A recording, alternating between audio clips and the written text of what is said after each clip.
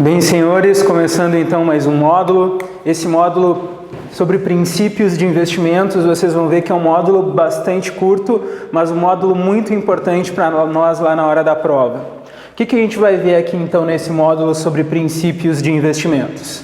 Nós vamos ver basicamente 3 pontos que são muito importantes. O primeiro ponto é a questão da rentabilidade. Alguns conceitos de rentabilidade esperada, observada, rentabilidade absoluta, rentabilidade relativa. Vamos ver conceitos fundamentais de risco, risco de crédito, risco de mercado, risco de liquidez e a nossa famosa diversificação.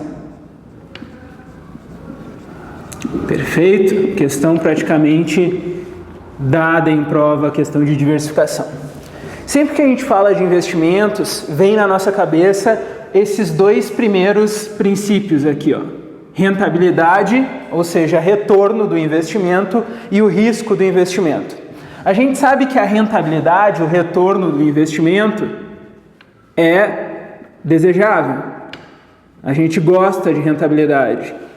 Só que o risco a gente prefere não correr. Porque o risco, como a gente vai ver, é a possibilidade de alguma coisa acontecer diferente daquilo que a gente espera. Então, enquanto a rentabilidade é desejável, o risco a gente quer evitar o máximo possível, ok? E a diversificação? A diversificação a gente vai ver que é um mecanismo, uma ferramenta que a gente utiliza justamente para minimizar o risco de uma dada carteira de investimentos. Beleza? Então vamos para o nosso primeiro conceito aqui, que é o nosso conceito de rentabilidade. Lembrando que rentabilidade é igual ao retorno. Eu investi em ações e tive uma rentabilidade de 10%. Eu investi num título público no ano de 2011 e tive uma rentabilidade de 8%. Isso é quanto rendeu, ou seja, quanto cresceu aquele dinheiro, aquele capital inicial que eu apliquei lá em determinado investimento. Quando eu falo o seguinte, eu tive uma rentabilidade de 10% nos investimentos que eu fiz em ações, eu estou me referindo ao conceito de rentabilidade absoluta. Ok? Quando eu me refiro à grandeza matemática, ao número em si, a 10%, a 8%, a 6%, a menos 15%, eu estou me referindo à rentabilidade absoluta. Foi em números absolutos quanto eu tive de rentabilidade em determinada aplicação. Beleza? Então aqui, rentabilidade absoluta nada mais é do que o número em si, a grandeza matemática em si. Eu tive uma rentabilidade de 10%, de 15%, de 0,5% ao mês. Beleza? Isso é rentabilidade absoluta. Porém, quando eu falo o seguinte, eu investi num fundo de investimento em ações e tive uma rentabilidade de 100% do Ibovespa, eu estou me referindo à rentabilidade do fundo em relação a um determinado benchmark, em relação a um determinado parâmetro. Quando eu falo que a taxa Selic, por exemplo, que remunera os títulos públicos federais, as minhas LFTs, quando eu falo que investi num determinado título público e tive uma rentabilidade igual a 100% da taxa Selic, eu estou expressando essa minha rentabilidade em termos de um determinado parâmetro de comparação. Eu estou falando a rentabilidade relativamente a um parâmetro. Por isso que eu chamo essa rentabilidade de rentabilidade relativa. E para ela ser uma rentabilidade relativa, ela tem que ser relativa a um determinado parâmetro de comparação. É ou não é? Lembra lá quando a gente falou de fundos de investimentos? Um fundo de investimento não tem um benchmark, que é o parâmetro de comparação desse fundo. Então, sempre que eu falo que tal rendimento foi X% de um parâmetro, eu estou me referindo à rentabilidade relativa. Barbadinha, não é? Sempre que fala 50% do CDI, rentabilidade relativa. Olha o exemplo. A poupança rendeu no ano passado 4,35%. Esse 4,35% é uma rentabilidade absoluta, é o número em si, é uma grandeza.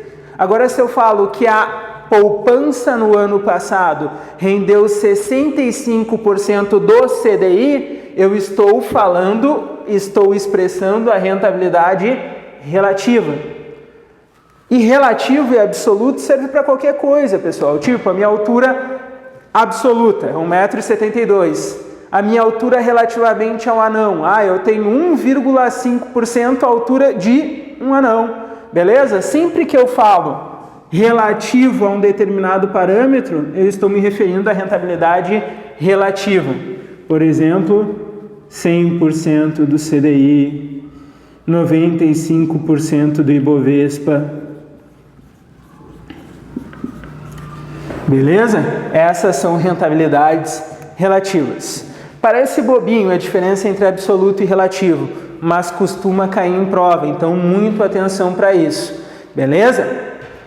Um outro conceito interessante quando eu falo de rentabilidade é diferenciar a minha rentabilidade observada da minha rentabilidade esperada. Olha só, a minha rentabilidade observada, como o próprio nome já diz, é aquela rentabilidade que eu posso observar. Ou seja, é a rentabilidade que já passou, é a rentabilidade do passado, é a rentabilidade passada. Se eu quero ver a rentabilidade observada, o que eu faço? Olho para trás e vejo, a rentabilidade do Ibovespa no ano passado foi de 10%. Essa é a rentabilidade observada. Foi a rentabilidade do Ibovespa no ano passado. Dado que já passou, eu posso observar. Ok? E lembra para mim o seguinte lá na hora da prova. Essa rentabilidade observada, essa rentabilidade que já passou, não é garantia de rentabilidade futura. Lembra que aparece lá no prospecto dos fundos que rentabilidade passada não é garantia de rentabilidade futura. Isso é para deixar bem claro para o investidor que o que aconteceu no passado não garante um futuro cheio de retorno. Porque a maioria das pessoas faz o quê? Dado que a Bovespa bomba em determinado período anterior, a maioria das pessoas olha, vê que o amiguinho lá, que o vizinho está ganhando dinheiro e decide imitar o vizinho. Ela pensa o seguinte, dado que a Bolsa bombou no ano passado, olhando a rentabilidade observada, dado que a Bolsa bombou no ano passado, então eu vou pegar e vou investir na Bolsa esse ano, é certo que ela vai bombar? Não é certo. O que você está vendo é o que passou. Quando você vai fazer um investimento, você não pode olhar a rentabilidade observada. Você tem que olhar a rentabilidade esperada. É a rentabilidade que você espera para os próximos períodos, para o futuro. E olha o nome, rentabilidade esperada. Eu espero que aconteça determinada coisa. Lembra que em investimentos nada é certo. Você faz um investimento na expectativa de ter um retorno. Por isso que você vai ter uma rentabilidade esperada. Eu espero que o Ibovespa no ano que vem, aliás, no ano de 2014, 2015, 2020, renda 15% ao ano. Beleza. E isso é o que eu espero. Eu espero que a taxa Selic no ano de 2014 seja de 8% ao ano. De novo, minha rentabilidade esperada. Nada garante que isso daqui efetivamente vai ser verificado no mercado no próximo período. Beleza? Então, rentabilidade observada é o passado. E o passado, a priori, não me diz nada sobre o futuro. Rentabilidade esperada é que eu espero que aconteça daqui para frente. Beleza? Eu espero que aconteça, não é certo que vá acontecer. E olha só, o que eu espero é expresso na rentabilidade esperada, certo? Isso que a gente vem tratando até agora. Mas dado que não é certo que essa rentabilidade efetivamente se verifique, eu tenho aí a possibilidade de acontecer coisas diferentes do que eu espero. Por exemplo, eu espero que o Ibovespa, no ano que vem, seja de 15%. Pode ser que no ano que vem, o Ibovespa, que eu espero que seja de 15%, minha rentabilidade esperada, seja de 5% ao ano, seja de menos 10% ao ano, ou seja de 30% ao ano. Ou seja, dado que eu não sou a mãe de Ná, dado que eu não sou o Walter Mercado, pode acontecer coisas diferentes do que eu espero.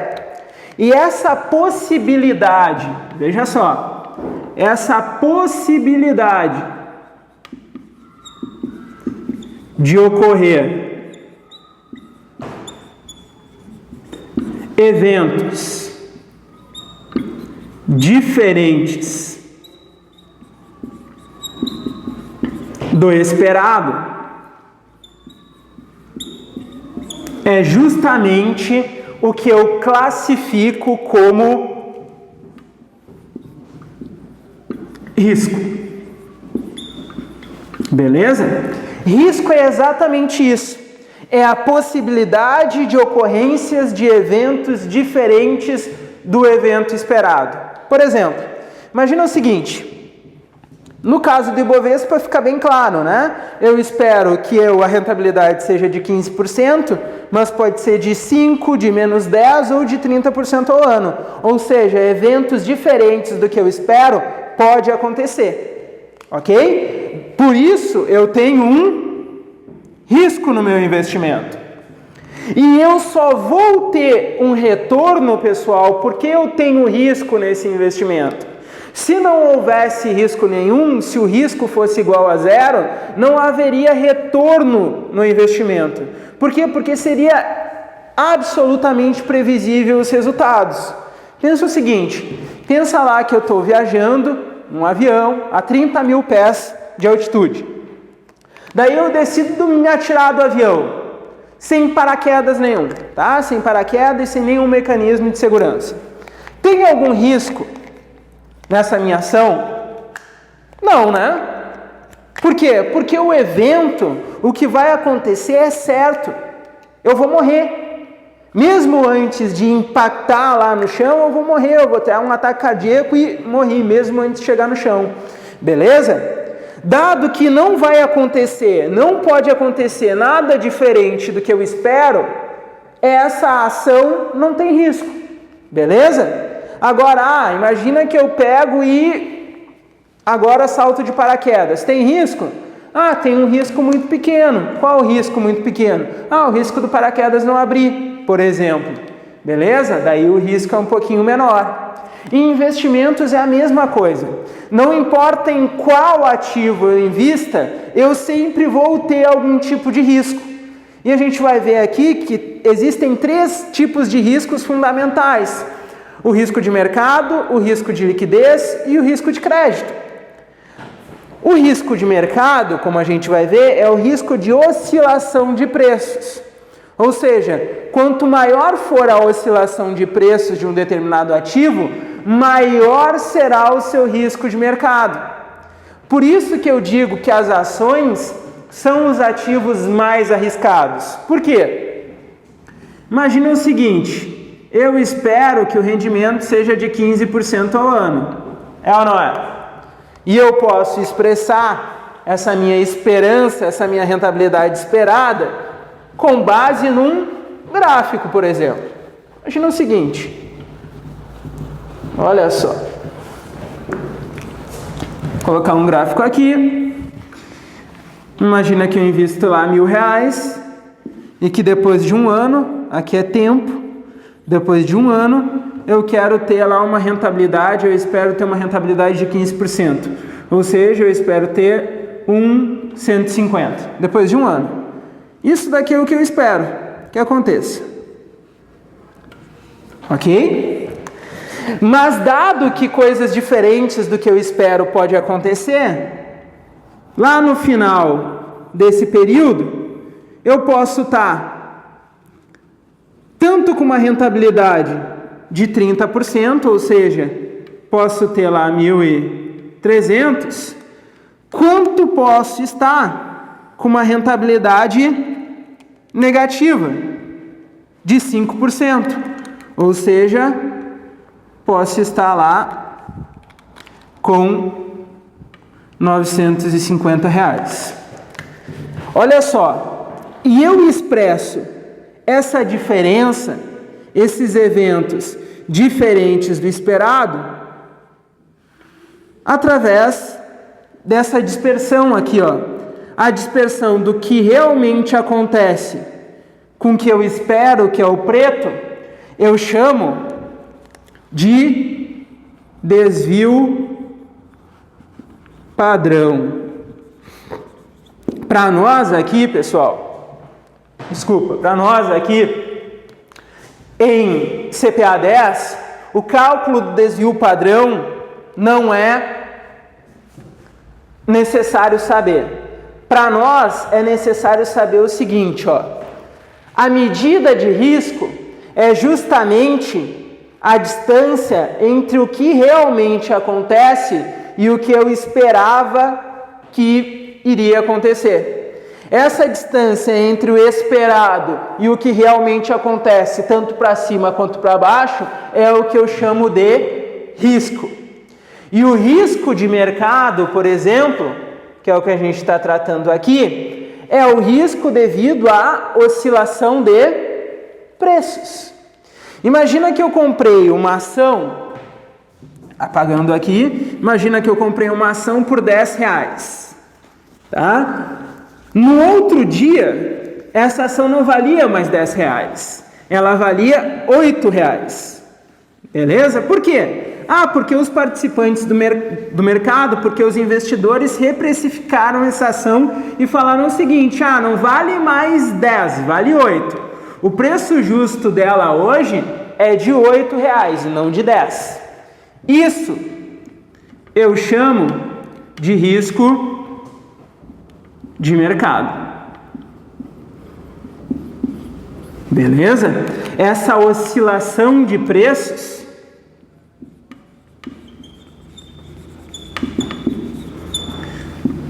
é o que eu chamo de risco de mercado. E o que oscila mais de preços? Um preço de uma ação ou o preço de um título público? Ou seja, um investimento feito em renda variável ou um investimento em renda fixa? Qual tem maior risco de mercado? Bom, eu posso ver qual tem o maior risco de mercado apenas olhando o gráfico de variação do preço desses ativos. Imagina que aqui eu tenho o comportamento de uma ação e aqui embaixo eu tenho o comportamento de um título público federal. Olha só, o preço de uma ação varia assim. O preço de um título público federal também varia, mas ele vai variar com uma amplitude bem menor. Olha só. Tanto a ação quanto o título público tem sim risco de mercado, mas o risco de mercado, o risco de oscilação de preços das ações é bem maior do que o risco de oscilação de preços dos títulos públicos federais. Olha aqui a distância, olha aqui a dispersão, a diferença do evento que ocorreu com o evento esperado. Grande, né? Olha aqui, a dispersão, a diferença do evento que ocorreu com o evento esperado, pequenininho. Por isso que eu digo que os investimentos em ações são mais arriscados, porque o preço desses ativos, desse título patrimonial aqui, varia de maneira mais intensa. O risco de mercado das ações é maior. E veja bem, pessoal, essa oscilação de preços que configura o risco de mercado, ela existe quando há muitos compradores. Ou seja, há muita gente querendo comprar e mesmo assim o preço da ação que eu comprei por 10 hoje está 8. Se tem muita gente querendo comprar e o preço saiu de 10 para 8, é porque o novo preço justo, o novo preço de mercado do ativo é R$8. Beleza? Por que eu falo isso? Eu falo isso para você não confundir o risco de mercado com o risco de liquidez. Primeiro, o que é liquidez? Liquidez, pessoal, é a capacidade que eu tenho de transformar um determinado ativo, seja um ativo financeiro ou um ativo real, em dinheiro. Tá? Então, liquidez é a faculdade que um ativo tem de ser transformado em dinheiro, pelo seu preço justo,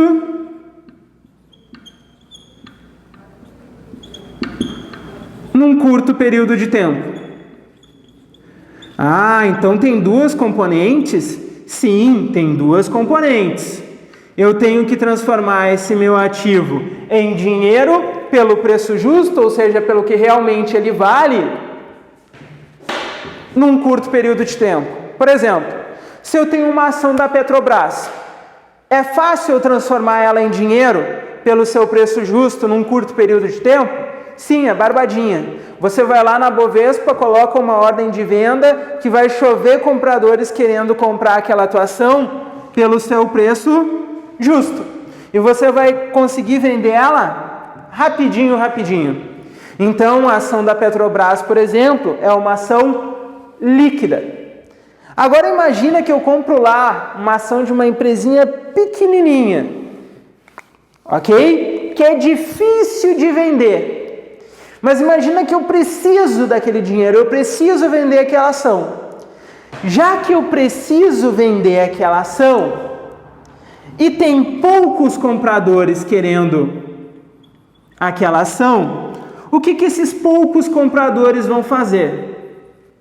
Esses poucos compradores vão se aproveitar e vão barganhar. Eles vão falar o seguinte: eu sei que o preço justo dessa ação é R$5, mas dado que só eu estou disposto a comprar, que não tem mais para quem você vender, eu aceito pagar só 3. Veja só, o investidor ele vai ter que vender a ação que vale 5, cujo valor é 5 por 3. Por quê? Porque ele quer vender essa ação o mais rápido possível. Ok? Isso é o chamado risco de liquidez. Quando ele mencionar risco de liquidez na prova, ele necessariamente vai falar que há poucos compradores, que o investidor recebeu poucas ofertas. Dado que há poucos compradores, dado que o investidor recebeu poucas ofertas, o que vai acontecer? Esse investidor vai ser obrigado a vender o ativo por um preço abaixo do seu preço justo. E quando há a possibilidade de eu vender um ativo abaixo do preço justo, porque tem poucos compradores, daí eu digo que esse ativo tem um risco de liquidez. Ok? Por isso que eu digo que o risco de liquidez é a dificuldade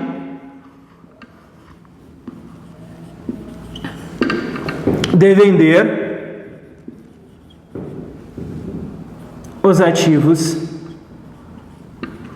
rapidamente pelo seu preço justo.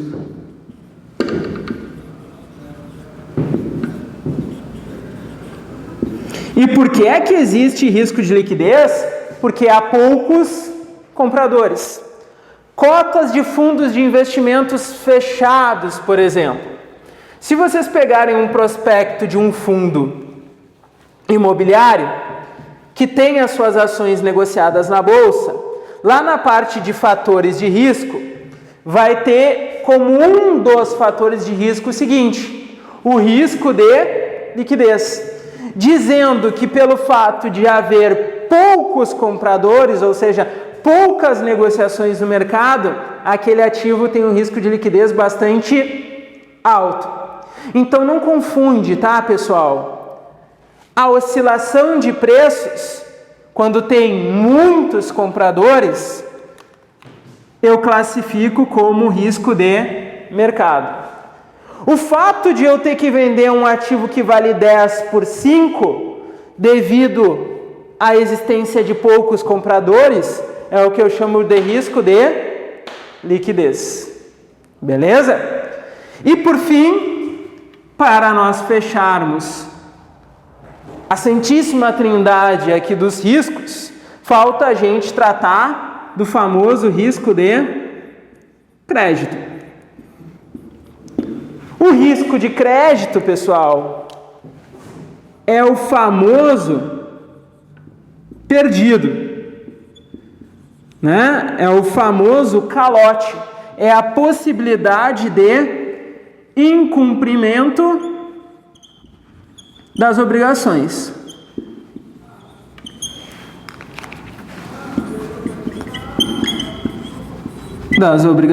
Lembra que sempre que o sujeito pega dinheiro emprestado, sempre que o sujeito diz, me empresta um dinheiro, que eu prometo que te pago lá no futuro, ele está assumindo uma obrigação. Essa promessa de pagamento futuro que o tomador de crédito faz, torna-se uma obrigação. E como é uma promessa, é uma obrigação, ela pode ser incumprida. Logo, todo título de crédito, toda operação de crédito tem o que a gente chama de risco de incumprimento. É possível que aquele pagamento, que aquela promessa não seja cumprida. Exceto aonde? Exceto quando a gente está tratando de título público federal. Título público federal, a gente assume que o risco de crédito é igual a zero. Ou seja, que o governo nunca vai te dar calote, que o governo nunca vai deixar de cumprir o prometido ou acordado, a obrigação que ele assumiu. Mas quando eu falo de CDB, tem risco de crédito? Tem. Quando eu falo de debênture, tem risco de crédito? Tem. Quando eu falo de nota promissória, tem? Tem também. Beleza? Aí quando eu falo de ações, tem risco de crédito? Não. Ações não são títulos de crédito. Ações são título de propriedade. Logo, as ações só têm risco de mercado e risco de liquidez. Uma ação, ela sofre com oscilação de preços e uma ação sofre com a dificuldade de vender ela pelo seu preço justo. Mas uma ação nunca vai sofrer risco de crédito, simplesmente porque ela não é um título de crédito. Para sofrer com risco de crédito, tem que ser um título de crédito. Por isso que debênture sofre com risco de crédito, CDB sofre, nota promissória sofre, ok? Agora, ações não. Caiu na prova, ações marca risco de mercado e risco de liquidez. Bueno?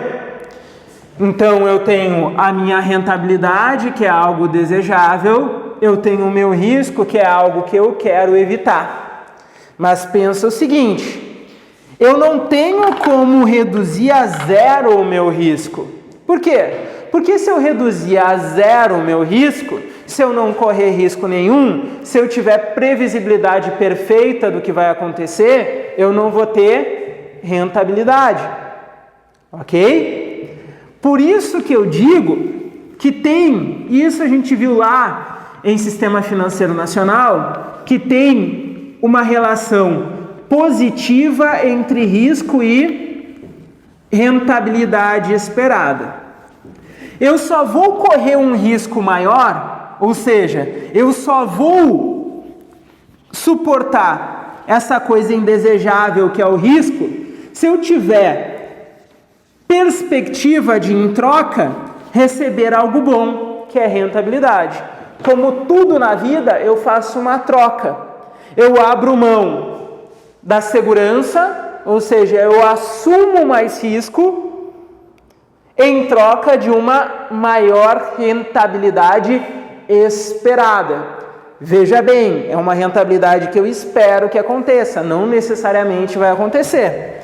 E essa relação positiva entre rentabilidade esperada e risco, a gente tá careca de saber que tem esse formato.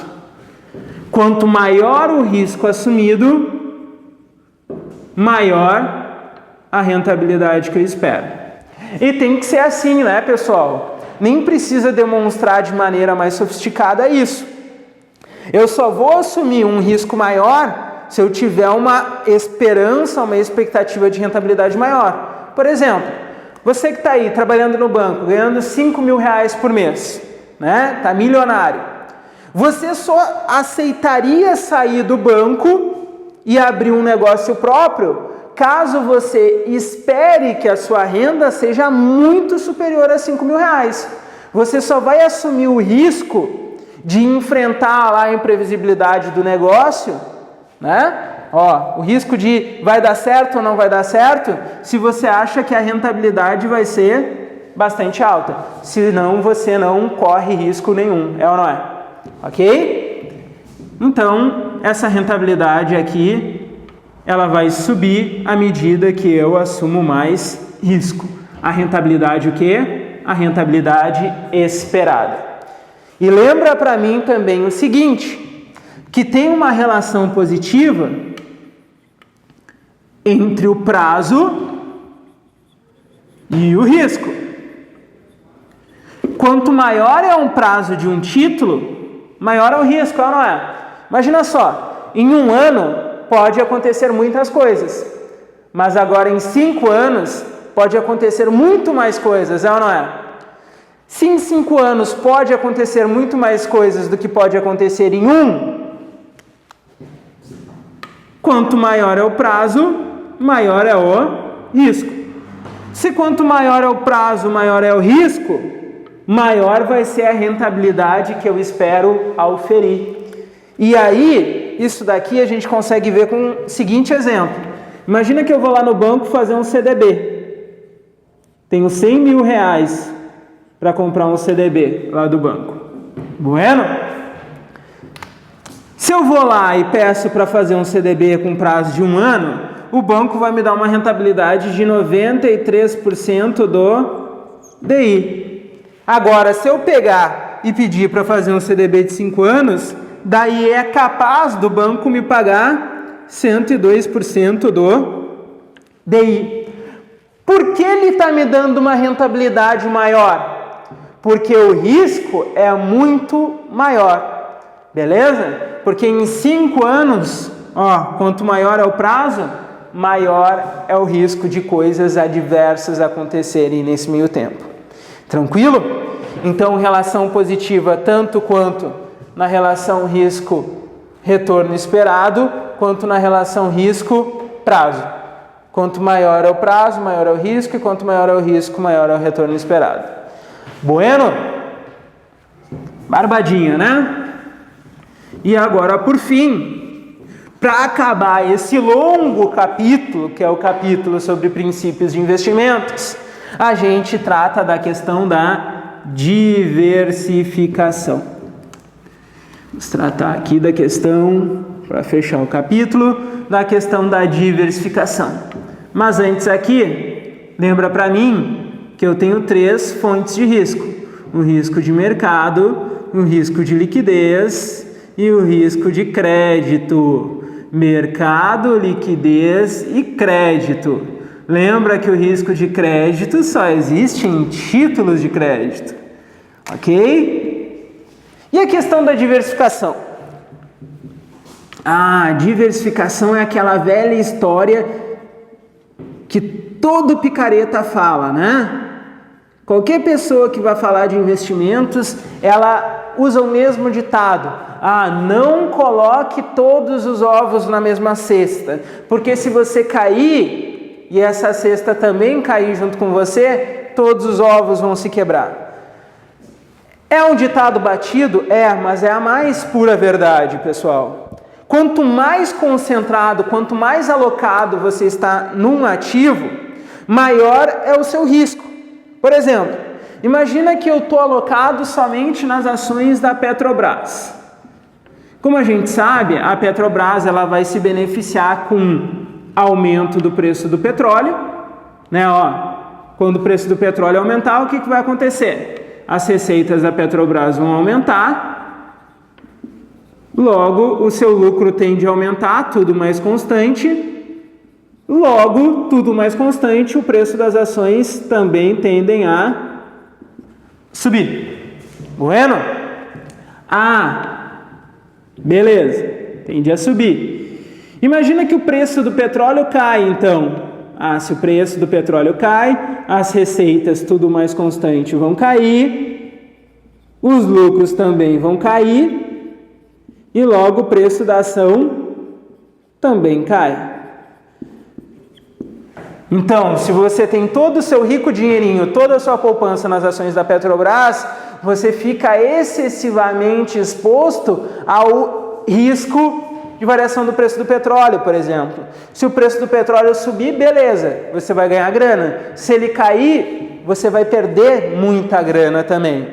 Pensando nisso, é que um sujeito lá em 1952, o senhor Markowitz, ele escreveu o seguinte, olha só, é bom eu ter mais ativos na minha carteira. É bom eu diversificar as minhas aplicações. É bom eu pegar os meus ovinhos, o meu rico dinheirinho, e colocar em cestas diferentes, em ações diferentes. Mas essas ações, elas não podem se moverem juntas. Ou seja, elas não podem ser correlacionadas perfeitamente. Elas têm que ter lá uma correlação menor do que 1. Por quê? Olha só o que acontece. Se eu pego uma ação semelhante com a Petrobras, uma petrolífera, imagina que aqui no Brasil a gente tem uma Petrobras lado B. Se eu tenho uma ação da Petrobras A e da Petrobras B, o que acontece? Daí não me resolve nada. Sempre que o preço do petróleo sobe, as ações sobem. Sempre que o preço do petróleo cai, as ações caem. Não me resolve nada. Mas agora, se eu tenho na minha carteira uma empresa que, teoricamente, é favorecida quando a Petrobras é desfavorecida. Por exemplo, dado que a Petro ganha com o aumento do preço do petróleo, vamos colocar uma empresa que perca quando ocorra um aumento do petróleo. A Gol, por exemplo. Beleza. Olha só. Quando o preço do petróleo aumenta, as despesas da Gol, linhas aéreas, vão aumentar. Né? Grande parte lá das despesas das companhias aéreas são despesas com combustíveis. Logo, se o preço do petróleo sobe, as despesas sobem, tudo mais constante, o lucro tende a cair, e o que acontece com o preço das ações? Despenca. Opa, aí, para mim é bom. Por quê? Porque se eu tenho essas duas ações, quando o preço do petróleo sobe, as ações da Petro vão subir, mas as ações da Gol vão cair. Beleza, Mas daí você pode pensar o seguinte, toda a rentabilidade que eu ganhar numa, eu vou perder no outro. Não. Nada garante que o movimento percentual dos preços vai ser igual. O que eu quero minimizar aqui com a diversificação é o risco que eu estou correndo. Esse é o objetivo da diversificação, é reduzir o risco. Então a partir do momento que eu coloco uma ação da Gol, beleza, eu tenho esse movimento quando o preço do petróleo sobe, e quando o preço do petróleo cai, as despesas da Gol vão cair, tudo mais constante, o lucro sobe e logo o preço das ações também vai subir. Então, olha só, quando o preço do petróleo cai, as ações da Petro caem, e quando o preço do petróleo cai, as ações da Gol sobem. Logo, elas se movem para lados diferentes, lados opostos.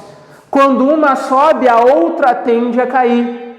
Quando uma cai, a outra tende a subir. Ok? E isso é muito bom para eu reduzir o risco total da minha carteira de investimentos. Por isso que a gente diz o seguinte, ó. Imagina que no eixo X aqui é o número de ativos. Ok, e que no eixo Y nós temos o risco. Bueno. O que eu estou dizendo aqui, o que eu expliquei com esses dois exemplos anteriores, usando essas duas ações, é o seguinte: quanto maior é o número de ações que eu tenho na minha carteira, menor é o risco dessa carteira. Então, olha só, quanto mais ações eu tenho na carteira, menor é o risco da carteira. Ah, mas eu consigo então, colocando todos os ativos do mundo na minha carteira, reduzir o risco a zero? Não, isso você não consegue. Só tem uma forma de você eliminar totalmente o risco, de você ter risco igual a zero, é não investindo. A partir do momento que você investe,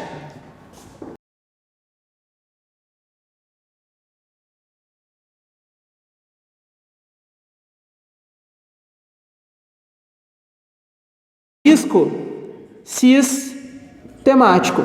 É o risco, senhores, do sistema como um todo. É o risco que vai afetar tanto a Petrobras quanto a Gol. Imagina a crise de 2008. A crise de 2008 foi um risco sistemático, foi um risco não diversificável.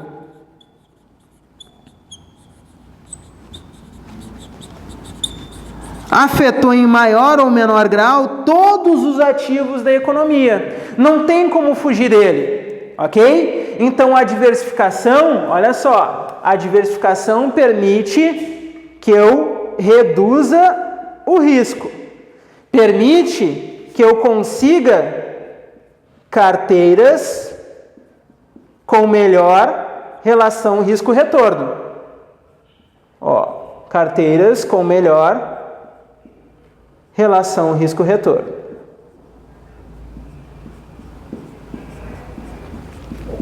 Beleza? Porém, não permite de modo algum que eu elimine o risco. Por quê? Porque tem uma parte do risco que é o risco do sistema como um todo. Não tem como eu eliminar ele. Beleza? A diversificação, ela só vai conseguir reduzir isso aqui, ó. Essa parte do risco, que é o risco diversificável, ou chamado risco não sistemático.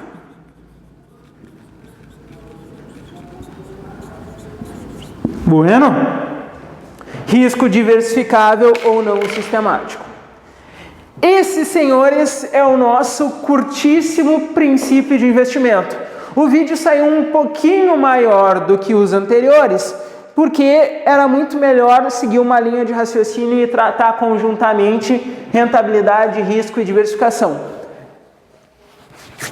Apesar do módulo ser bastante pequenininho, ele é bastante cobrado na prova. Vai cair questões sobre risco de mercado, risco de crédito, risco de liquidez. Cuida para mim a diferença entre risco de mercado e risco de liquidez. Lembra que mercado é oscilação de preços, mas tem muitos compradores. E lembra que liquidez, você também vai ter que reduzir os preços, mas você vai ter que reduzir os preços porque tem poucos compradores querendo comprar o ativo de você. Lembra para mim que diversificação consegue reduzir o risco da carteira, mas não consegue eliminar. Um investidor atento, ele consegue fazer o quê? Ele consegue carteiras com relação risco-retorno maior através da diversificação, ou seja, colocando o seu dinheiro em ativos diferentes. Foi um prazer, até o próximo vídeo, senhores.